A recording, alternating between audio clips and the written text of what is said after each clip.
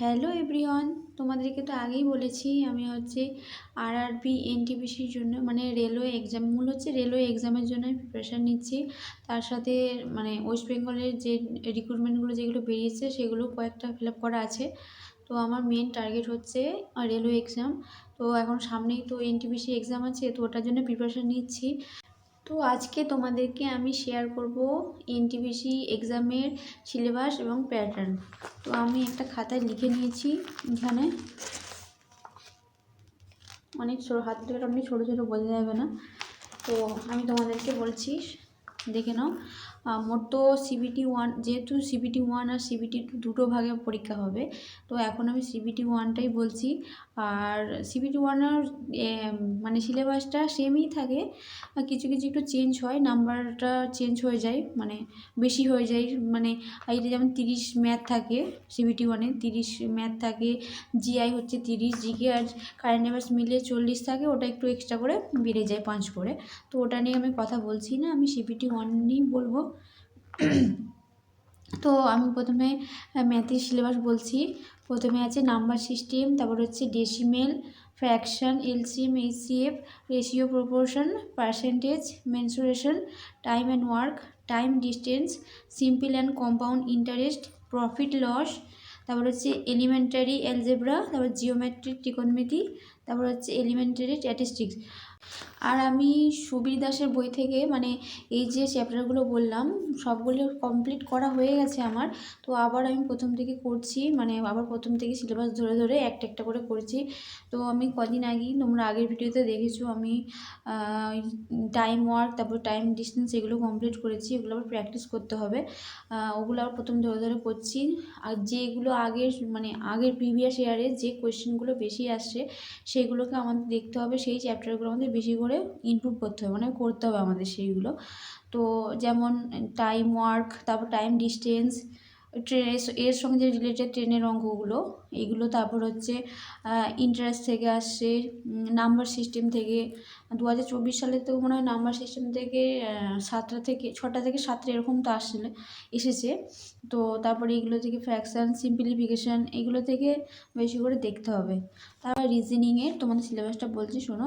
প্রথমে আছে অ্যানালজি, তারপর আছে আলফাবেট বা নাম্বার সিরিজ, তারপর আছে কোডিং ডিকোডিং, তারপর হচ্ছে ম্যাথামেটিক্যাল অপারেশন, রিলেশনস, তারপর হচ্ছে analogical reasoning, syllogism, Venn diagram, puzzle, তারপর স্টেটমেন্ট, কনক্লিউশন আছে, স্টেটমেন্ট কোর্সেস আছে, অ্যাকশন আছে, অ্যাকশন স্টেটমেন্ট কোর্সেস অ্যাকশন আছে, তারপর আছে ম্যাচিং আছে, রিলেশন তো বললাম। তো এরকম অনেকগুলো করেই আছে যেগুলো আমরা আগেও পড়েছি।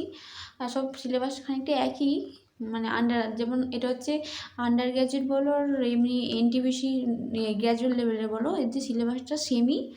তো এই হচ্ছে সিলেবাস। আর 40 নাম্বার তো থাকে জিকে আর কারেন্ট অ্যাফেয়ার্স, মানে একসাথে মিক্সড করা থাকে।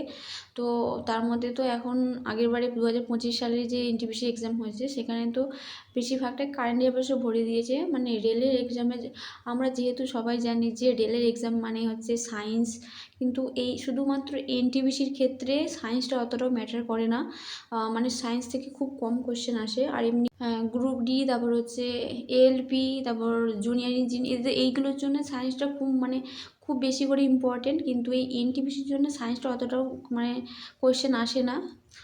তো এইখানে হচ্ছে এই এনটিপিসির এক্সামের জন্য শুধু ম্যাথটা, রিজনিং আর হচ্ছে কারেন্ট অ্যাফেয়ার্সটা হচ্ছে মূল, মানে ইম্পর্টেন্ট একটা পার্ট। তো এইগুলোতে বেশি করে নাম্বার তুলতে পারলেই আমরা ক্র্যাক করতে পারবো। সায়েন্সটা অত গুরুত্ব না দিলেও হবে।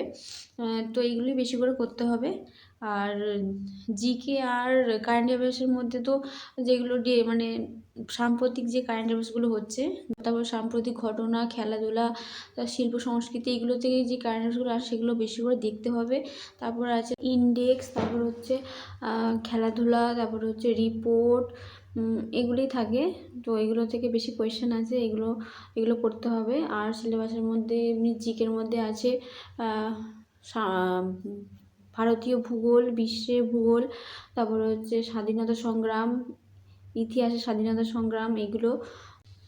তারপর হচ্ছে রাজনীতি, শাসন ব্যবস্থা, তার পলিটিক্স, এগুলি সব আছে সিলেবাসে।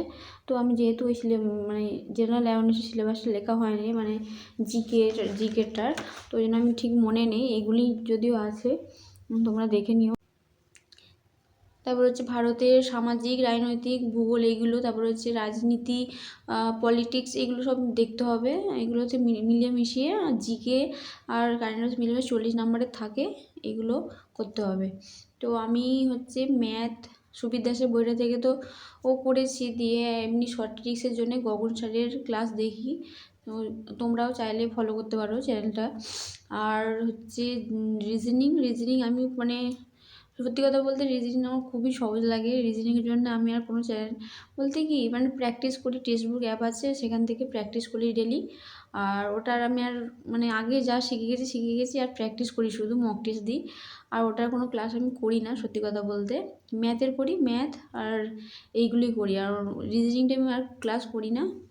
আমি বেশি করে জোর দিচ্ছি রিজনিং, কারেন্ট অ্যাফেয়ার্স আর ম্যাথ আর কারেন্ট অ্যাফেয়ার্স তো করতেই হবে। মানে রিজনিংয়ে সবাই 30-এ 30 পায়, ম্যাথও তেমনভাবে খুব মানে ভালোভাবে করতে পারলে 30-এ 30ই পাওয়া যাবে। তো ওই জন্য ভালো করে করতে হবে, যা আছে সব ভালো করে মুখস্থ করতে হবে। মানে এই রেলের এক্সামের জন্য কারেন্ট অ্যাফেয়ার্স না করলে একদম না হবেই না। এইগুলো 3টে সাবজেক্টের ওপর বেশি করে আমি জোর দেবো। তো আমি তো ম্যাথ ভাবে শুরুই করে দিয়েছি, তোমরা তো আগে ভিডিও দেখেছো। আমি আবার কালকে দেখি নাম্বার সিস্টেমটা স্টার্ট করবো আবার প্রথম থেকে, দিয়ে ওগুলো প্র্যাকটিস করবো। দিনে হচ্ছে 2বার করে মক টেস্ট দেবো, আগে যেমন দিতাম। এই রিসেন্টলি মানে ফুল মক টেস্ট তেমন দেওয়া হয় না, সেকশনাল মক টেস্টগুলো দিই, ফুল মক টেস্ট দেওয়াই হচ্ছে না গো। সেগুলো আবার দেবো। আর প্রিভিয়াস ইয়ারগুলো ফলো করতে হবে। বেশিরভাগটা সবচেয়ে প্রিভিয়াস ইয়ার থেকেই কোশ্চেন আসে। প্রিভিয়াস ইয়ারের কোশ্চেনগুলো ফলো করলে কেমনভাবে কী আসছে, কোথা থেকে কতগুলো আসছে, এগুলো সব জানতে পারা যাবে। আর মক টেস্টটা ডেলি দিতে হবে, দিনে 2টো করে দিলেও হবে। আর শুধু দিলেই হবে না, সেটাকে আবার অ্যানালাইজ করতে হবে, কোথায় কী ভুল হচ্ছে, সেগুলো যেন আর ভুল পরবর্তীকালে না হয় সেগুলো দেখতে হবে। তো আজকে এই যে আমার সিলেবাসটা এখানে বোঝা যাচ্ছে না যদিও, এই দুটো এইটুকুই লিখে গেছিলাম, ম্যাথ আর রিজনিংটা। আমার একটা ডায়েরি ছিল, ওতে লেখা ছিল সবটাই, কিন্তু ডায়েরিটা খুঁজে পাচ্ছি না এই মুহূর্তে। যাই হোক হবে। তো দেখি আমি আবার নতুন করে মক টেস্ট দিতে থাকবো। টাইম হচ্ছে না কলেজ যাওয়ার জন্য, আমি মক টেস্ট দিতে পারছি না 2টো করে। ওটাকে শুধু দিলেই হবে না, আবার অ্যানালাইজ করতে হবে, ওই জন্যই প্রবলেম হচ্ছে। তো আজকের ভিডিওটা এখানেই শেষ। আমি নেক্সট দিন থেকে স্টাডি ব্লগ আনার চেষ্টা করব, তোমাদের সাথে শেয়ার করার চেষ্টা করব। আর ভিডিও যদি কিছু বলে ফেলি বা কিছু ভুল থাকে তো অবশ্যই ধরিয়ে দিও। ঠিক আছে, দেখা হচ্ছে নেক্সট ভিডিওতে। আজকের মতো বাই।